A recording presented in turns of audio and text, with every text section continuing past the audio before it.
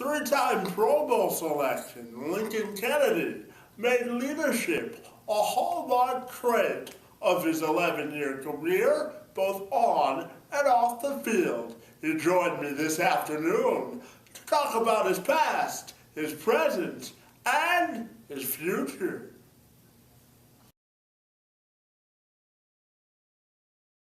First of all, Lincoln, I want to welcome you and thank you for joining us on the Two-Man Advantage podcast this afternoon.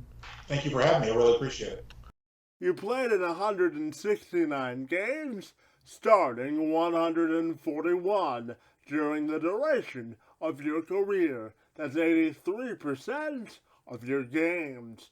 To what do you attribute your longevity and durability? I think what most athletes realize, especially when they get to the professional level, is how much your body is the investment. Not only your mind and the things you do on and off the field, but more importantly, just taking care of your body. I learned that pretty early. And so I realized that taking care of my body was the best way to elongate my career in the National Football League. And it just so happened it went for 11 years. Now, when you look at your career as a whole, you spent a lot of time in a leadership role. You spent 5 years as a player representative for the Raiders. So I'm wondering what is the importance to you while you were in the league about protecting the integrity of the game, the NFL shield, and developing a legacy for yourself that people could be proud of after your career?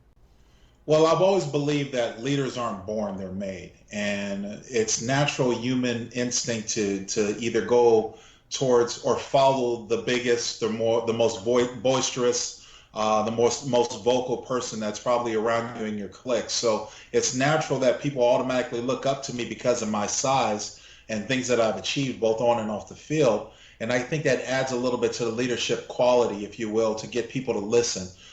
Whether these days after playing football, I'm going out to talk to schools or talk to kids in schools, more times than not, the kids are enamored with what I achieved during my life. And so that's the end. That's, if you will, that's what gets them paying attention. And then it's up to me with the subject to keep them in tune. The same thing went for athletes, whether it was a player rep, helping to extend or build the better player relationship with the National Football League, or being a vocalized ambassadors, if you will, for the Oakland Raiders, which I'm doing now. It's something that I've looked forward to and was proud to be put in that position, mainly because I felt that I had a purpose and to serve the purpose for the greater good. So that's why I try to put my best foot forward and go out there and hold myself both on and off the field, in my private life and my professional life, with some sort of esteem to people can be proud of. Now, in the early 2000s, obviously you had a Super Bowl run with the Raiders when you guys played the Tampa Bay Buccaneers. I'm wondering what your fondest memory is of that season, and if you can recount that season. Well, it didn't end the way we wanted it to. We lost the Super Bowl against Tampa Bay, and it was I've always said for those years following that Super Bowl that there was only one coach that could have beaten us that year, and that was a coach who orchestrated or architect everything that we were about the Oakland Raiders, and that's John Gruden. With that being said, the memories that I have of that year was I built an incredible bond with four other guys, especially my offensive line mates, Mo Collins, Frank Middleton, Barrett Robbins, Barry Sims, and myself. We had an unbelievable year. Rich Gannon, our quarterback, ended up winning MVP that year, as you know, breaking all kinds of records for the Raiders organization. We had a tremendous run. We started off 4-0. We dropped our next four, and then we got back on the horse and rode it all the way to the Super Bowl. So a tremendous run. But the friendships, the bonds that I built with my fellow offensive linemen during that time is something that I hold true to this day. And for the most part, we lost one of them, Mo Collins, last year. May he rest in peace. But three other guys to this day I'm still very close with: Frank Middleton, Barry Sims, and Barrett Robbins. Now, congratulations is in order on our end, because I know you recently got inducted into the College Football Hall of Fame. So thank you. First of all, congratulations. And can you tell me how important that is to you? Because I know that when you were in college, you got a share of a national championship. You also got All-American honors in '92, and you become the 12th player in Huskies history to be inducted in the Hall of Fame. So can you tell me what that means to you, considering how hard you worked to build a legacy at Washington? Well, it's a tremendous honor. It really is. And if you think about it, just the percentages of players that play the game of football in college, greatly smaller than the ones in the National Football League, of course. But then you talk about being considered one of the best to play college football. And I had the pleasure of playing with Steve Edmond, who went in, I believe it was 2007. And Coach Don James is one of the coaches inducted from Washington. I have the utmost respect for him because he helped me become the man I am today, and may he also rest in peace. But just to be in that cloud, if you will, with those fellow former football players that were going in this year, guys like Ricky Williams, the Boz, Brian Bosworth, just to name a few. It's really a special feeling and a tremendous honor. I'm extremely ecstatic, and I'm looking forward to the induction on December 8th. And when you look at after your playing career was over, you spent some time with the NFL Network, and now you're doing some work for Fox Sports and the Raiders as a sideline analyst. So I'm wondering what your playing days did for you in shaping your career as a broadcaster, and how you're using that as a springboard to maintain a broadcasting career. What I've realized is that fans are really into the mind of an athlete, and also the playing field that which we were on, and also the lifestyle. People who haven't had a chance to enjoy it or be a part of it, definitely want to know what it's like. What I like to bring to the table is I like to bring to the table an understanding of what's going on in the field, try to describe the atmosphere from a player's point of view. More importantly, do it in a way to where people can really follow. I've been told before that people think that I'm as good as a broadcaster because I can sort of layman down the points and make it easy to understand, easy to follow. And I think that's a tool that's very useful as a broadcaster, because oftentimes people who can't see it or can't be there to see it in person need the picture painted for them, and so they can visualize it in their mind. And a lot of things we do with radio is just that. When you're driving in your car, you want somebody to paint the picture of the field, the atmosphere, the players, what they're going through, what I'm seeing. And as the play-by-play goes and tells you what happened on the plays, the X's and O's, as a color commentator, you want to be able to break that down and describe exactly what it is and how does that translate for people to understand it. So I'm just trying to do my part to help enhance the game for the general fan. And when you look at the game today, obviously, when you played, the rules were a little bit different than what they are now. Most of the rules now are slated towards the offensive player. So I'm wondering your opinion on how the game has changed since you've retired and how it's evolved as well. Well, the game has always been about the business and making money, but these days it's even further because there have been intangibles that have been added even more so to today's game than it was when I played. I think things to start with the fantasy aspect. Fantasy football is huge. It's a big money maker for the NFL. It's another way for them to generate additional income. And one of the things that certainly helps fantasy football is keeping the athletes healthy from week 1 all the way through week 17. I think a lot of the rules when it comes to contact and penalties are geared to those numbers being enhanced. You're more likely to keep a general fan enthused if his fantasy quarterback is thrown for 5 touchdowns against a defense rather than him just throwing for 1 and then running the ball all the time. So those numbers have been, I think the rules have been skewed to really help those offensive numbers come along. In my opinion, I don't necessarily like it. I think football is a game of strategy, much like chess. I'm a big chess man. You've got to be offensive, defensive, and you also have to know when to balance out the board.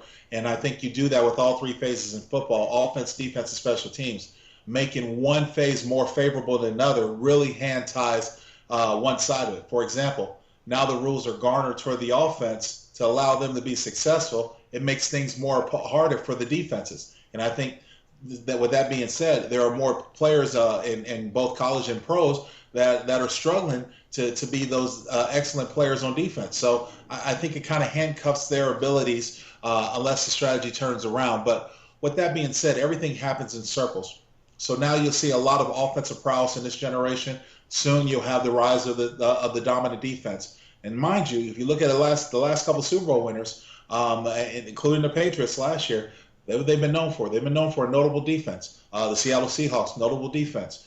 So it goes without saying that you can have as much offensive power as you want, but what holds true when it's all said to winning championships, running the ball, the ability to run the ball, and being able to play defense.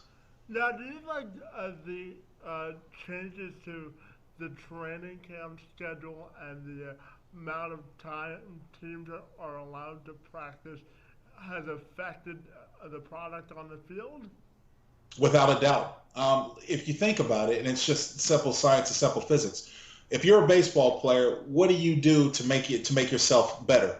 You either go out and do batting practice or you throw the ball. If you're a basketball player, you go to the court, you work on your jump shots, you work on your game. Football players have to work on their game. You can't become a football player by doing PX90 training or going to do hot yoga. You have to put on pads and hit. And as an offensive lineman, a former offensive lineman, I knew that I had to put on the pads. I didn't like to all the time, but I had to put on my pads to go out there and hit other guys because I had to see how my body was going to handle guys who were comparable in size and strength and speed to me. I had to practice with gear on. I had to become better at hone my skills. The way the rules are towards today, you can't have more than 2 padded days in a row. To me, I think that hurts your game. And of course, they sit there and say, well, the players voted on it. Well, I always turn the tables and say, look, if you owned a company and you went out to your company's employees and you said, okay, by a show of hands, who wants to work hard every day to get better or work hard every other day to get better? More times than not, people want to say, I want to work hard every other day because it's just naturally want to do the easiest way to get things done. Football's not a game like that. Football's a game that separates men from boys, in my opinion. You either have the toughness to where you can stay out there and do it, or you can't. There's no in between. Those that go in between often get hurt and don't last as long. Those that can play a long time and be successful at it. Those that can't often phase out. So I do think it's hurt in a negative way. Now, when we look at your career also, if you could have people remember or look back on your career and have yourself remembered for one thing in particular, what would that be? If I had one thing in particular I would like to be remembered for, it'd be consistent.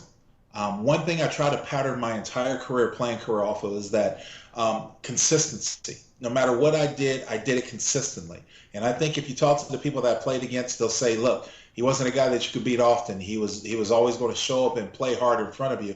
And it didn't matter if you were in the league, you were a rookie, first-year player, or you played for 10, 12 years. I was going to play you evenly the entire time. So consistency was really important to me in my career.